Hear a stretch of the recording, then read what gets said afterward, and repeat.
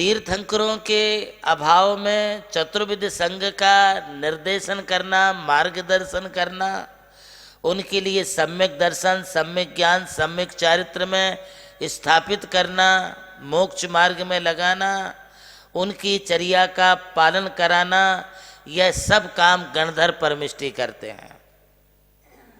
जब तक तीर्थंकर मौजूद हैं समूह शरण में, तब तक समूह शरण में सब अनुशासित रहते हैं। किसी को इशारा भी करने की जरूरत नहीं रहती है कि इधर बैठो, उधर उठो, उधर जाओ, इधर आओ, कुछ भी बोलने की जरूरत नहीं रहती है। समूह शरण का डिसिप्लिन इतना अच्छा होता है, समूह शरण का अनुशासन इतना अच्छा होता है कि वहाँ ढोर जानवर पशु भी मनुष्यों जैसी विनय पूर्वक अपने कोठे में जाकर के विराजमान होते हैं। इतना अनुशासन होता है कि प्रभु की वाणी खिरने के पहले सभी, चाहे वे कोई मुनि हो या गणधर हो या चक्रवर्ती हो, कोई राजा महाराजा हो, कितना बड़ा सेठ साहूकार, सामंत और श्रीमंत हो, कोई मंत्री हो या संतरी हो, सब अपने डिसिप्लिन से समय के पहले समूह शरण में आकर के बैठ जाते हैं। पशु और पक्षी भी, देवी देवता असंख्य रूप में उपस्थित होते हैं, किंतु वे भी अपने समय पर आके बैठ जाते हैं। ऐसा नहीं है कि प्रभु का दिव्य ध्वनि खिरना प्रारंभ हुआ है, फिर एक एक करके, दो दो करके, एक एक करके वहाँ पर लोग आ रहे हैं, ऐसा नहीं होता है। कोई आ रहा है, कोई जा रहा है, कोई आपस में बात कर रहा है, तू सरक मैं सरक, ऐसी कोई बातें वहाँ पर नहीं होती हैं। इतना डिसिप्लिन्ड यदि कोई काम कहीं पर है तो उसका नाम समूह शरण है। सबके लिए एक जैसे नियम है, वहाँ पर किसी को दो नियम नहीं है, सभी की एक जैसी बैठने की पोजीशन, आसन समानता है। कोई जानवर हो तो उसके लिए नीचे बैठाया है, और कोई मनुष्य चक्रवर्ती है तो उसके लिए ऊपर बैठाया है, कोई मुनि महाराज जी हैं तो नीचे बैठे हैं, और कोई गणधर हैं तो ऊपर बैठे हैं। नहीं, भगवान के समक्ष सब एक है। यही वजह है कि वर्तमान में यदि आचार्यों का अनुशासन यदि पालन किया जाता है तो बड़े आचार्य के समक्ष यदि उनके शिष्य आचार्य गण भी हैं तो भी वो उनके चरणों में बैठते हैं, उसी लेवल पर मुनि आरिकाएं बैठते हैं। ठीक है, वर्तमान सामाजिक व्यवस्था और शिष्टाचार को देखते हुए आचार्यों के लिए थोड़ा सा आसन दे दिया जाता, ऊंचा आसन देते हैं, बैठाते हैं। ये हमारे गुरुओं की महानता है, समाज की शिष्टाचारता है, ऐसा करते हैं। किंतु समूह शरण में 10-10 घंटे लगातार बैठे रहते हैं, ना किसी के लिए भूख की चिंता, ना प्यास की चिंता, ना खाने की चिंता, ना पीने की चिंता, ना किसी को खेद है, ना शोक है, ना रोग है, ना भय है, ना किसी के लिए उबास आती है, जमाई आती है, ना छींक आती है। समूह शरण में ना किसी को खांसी चलती है। समूह शरण एक ऐसी अवस्था है कि जहाँ निराकुलता पूर्वक जितना समय तुम्हें बैठना यदि लगे तो तुम वर्षों तक वहाँ पर बैठे रहो, तुम्हारे लिए कोई तकलीफ नहीं होगी। तकलीफ वाले व्यक्ति भी समूह शरण में जाते हैं, वे भी अच्छे हो जाते हैं, वे भी निरोगी हो जाते हैं। यदि लूला, लंगड़ा, काना, अंधा, बहरा भी पहुंचता है तो वो भी ठीक हो जाते हैं। क्या समूह शरण का अतिशय है, क्या प्रभु की महिमा है।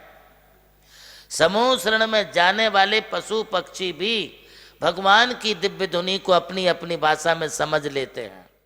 परम पूज्य भारत गौरव जगत गुरु गणाधिपति गणधराचार्य 108 श्री कुंथसागर जी गुरुदेव के उत्तराधिकारी शिष्य ज्ञान योगी परम पूज्य प्रज्ञा श्रमण सारस्वताचार्य श्री 108 देवनंदी जी गुरुदेव ने संपूर्ण प्राणी मात्र के सर्वांगीण कल्याण, विकास एवं सेवा को दृष्टिगत करके अद्भुत नमोकार तीर्थ की संकल्पना साकार की है, जिसका 6 से 13 फरवरी 2026 में भव्य अंतर्राष्ट्रीय पंचकल्याणक महामहोत्सव संपन्न होने जा रहा है। इस मंगल अवसर पर संपूर्ण भारतवर्ष से लगभग 400 से अधिक जैन साधु साध्वी एवं भट्टारक गण अपना मंगल सानिध्य देने वाले हैं। इस परिप्रेक्ष्य में णमोकार तीर्थ की साधु सेवा समिति के ट्रस्टीगण देश भर में भ्रमण कर पूज्य साधु साध्वी वृंदों को आमंत्रण निवेदित कर रहे हैं। इसी क्रम में ट्रस्टीगण श्री दिगंबर जैन पंच बालयती मंदिर विजयनगर इंदौर में चातुर्मास हेतु विराजमान परम पूज्य आचार्य श्री विनम्र सागर जी महाराज के श्री चरणों में पहुंचे, जहां उन्होंने पूज्य गुरुदेव के श्री चरणों में नमन निवेदित कर उन्हें श्री णमोकार तीर्थ पंच कल्याणक महामहोत्सव की आमंत्रण पत्रिका भेंट की। परम पूज्य आचार्य श्री विनम्र सागर जी महाराज ने भी सहर्ष आमंत्रण पत्रिका स्वीकार कर समस्त ट्रस्टीगणों को अपने मंगलकारी आशीर्वाद से कृतार्थ किया।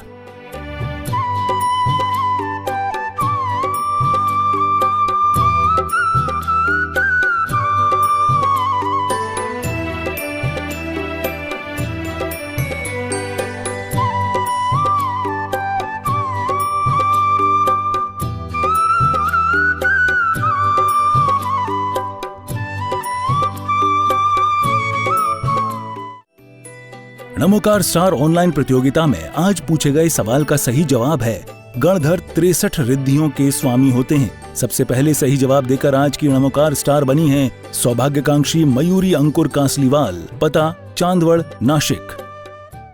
णमोकार स्टार प्रतियोगिता के सौजन्यकर्ता हैं श्री जमुनालाल जी, श्रीमती लक्ष्मी देवी जैन हपावत एवं हपावत परिवार मुंबई। आयोजक श्री णमोकार तीर्थ ट्रस्ट चांदवड़, नासिक। प्रभु श्री राम की जन्मभूमि अयोध्या रही और मोक्ष भूमि मांगी तुंगी। इसी यात्रा में उनके चरणों की रथ से पावन हुई ये भूमि राम टेकड़ी, जहां अनादि निधन महामंत्र नमोकार को समर्पित दिव्य तीर्थ का निर्माण हुआ।